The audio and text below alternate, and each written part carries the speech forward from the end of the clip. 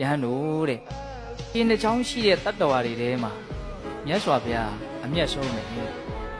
တင်ညာရှိတဲ့တတ္တဝါတင်ညာမရှိတဲ့တတ္တဝါယုတ်ရှိတဲ့တတ္တဝါယုတ်မရှိတဲ့တတ္တဝါမျိုးစုံဖြစ်ပေါ်ပြောင်းလဲနေတဲ့ဒီလောကကြီးထဲမှာမြတ်စွာဘုရားဟာအမျက်ဆုံးမြတ်စွာဘုရားအသာလွန်ဆုံးပဲနော်အဲ့ဒါလိုပဲချမ်းသာဒုက္ခကိုဖြစ်ပေါ်စေတဲ့ကုသိုလ်ကောင်းမှုမှန်သမျှတွေထဲမှာလည်းပဲအပ္ပမာဒတရားအမျက်ဆုံးပဲဘုရားနဲ့တောင်နှိုင်းတာနော်တတ္တဝါတွေထဲမှာမြတ်စွာဘုရားအမျက်ဆုံးကုသိုလ်တရားတွေထဲမှာအပ္ပမာဒအမျက်ဆုံးတဲ့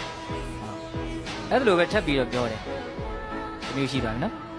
ဘုံတော်တွေရဲ့ခြေရာတွေထဲမှာစင်ခြေရာအကြီးဆုံး